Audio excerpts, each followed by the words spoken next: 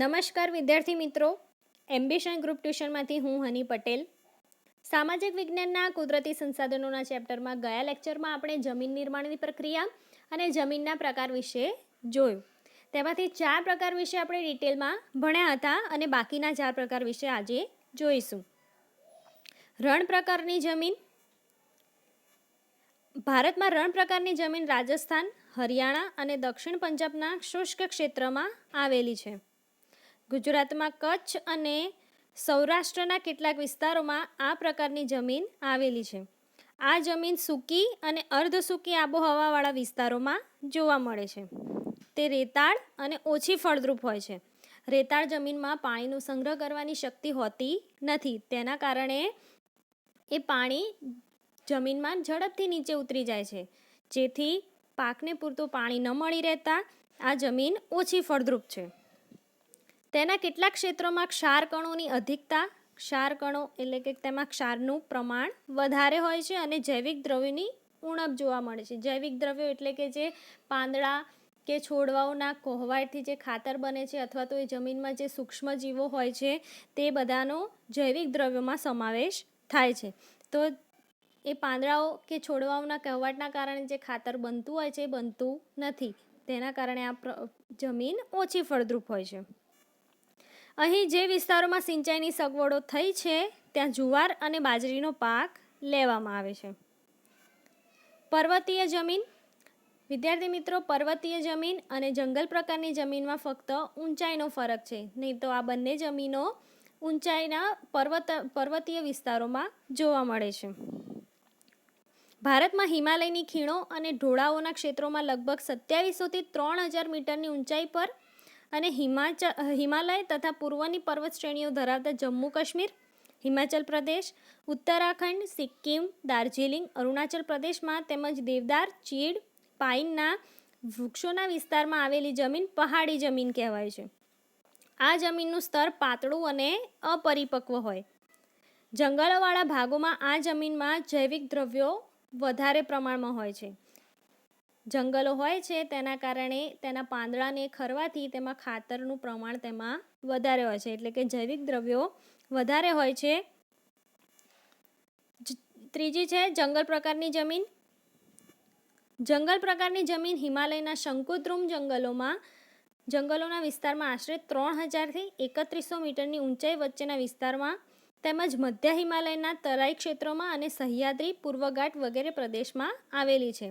પેલી પહાડી જમીનમાં 2700 થી 3000 મીટર હતું અને આ જંગલ પ્રકારની જમીનમાં 3000 થી 3100 મીટરની ઊંચાઈ છે.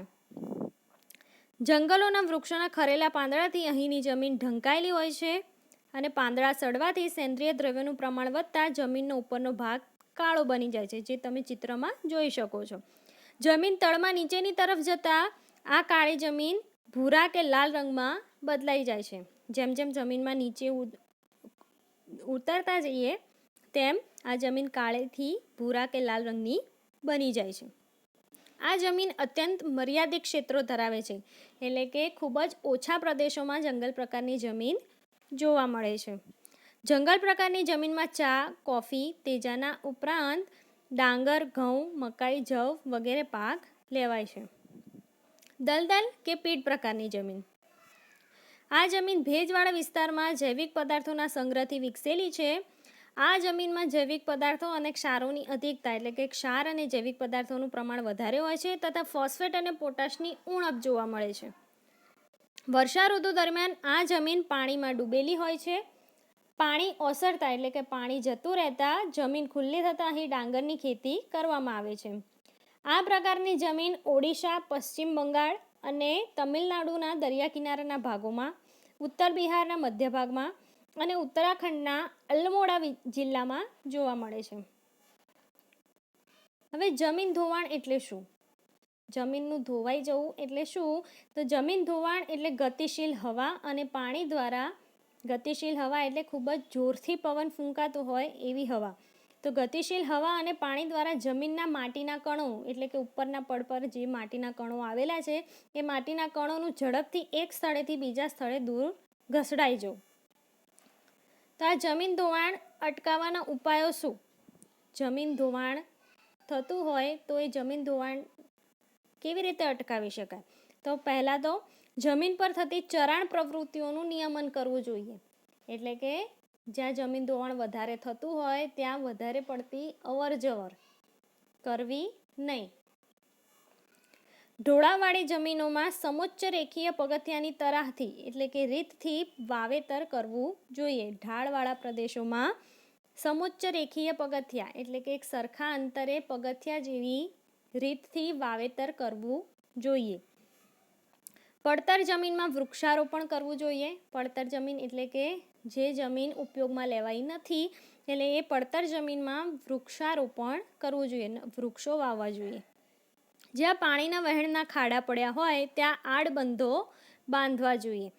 જ્યાં પાણી વહેતું હોય, સતત વહેતું હોય તો એ વહેવાના કારણે ત્યાં ખાડા પડી ગયા હોય છે તો એ ખાડાની આજુબાજુ બંધો બાંધવા જોઈએ કે જેથી વધારે પડતી જમીનનું ધોવાણ થાય નહીં. પાણીનો વેગ ધીમો પાડવા ઢાળવાળા ખેતરમાં ઊંડી ખેડ કરવી જોઈએ. ખેડ એટલે કે ખેતી કરવી જોઈએ.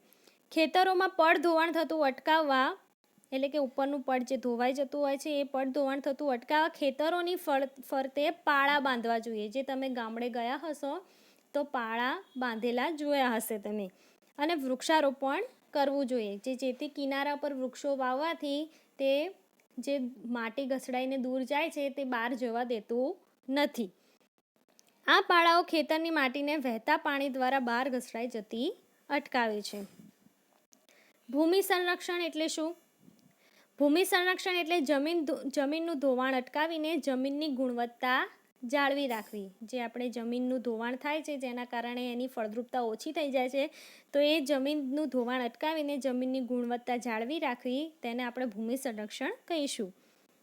ભૂમિ સંરક્ષણના ઉપાયો તો પડતર જમીનો પર જંગલો ઉગાડવા જોઈએ કારણ કે વૃક્ષોના મૂળ જમીન કણોને જકડી રાખે છે.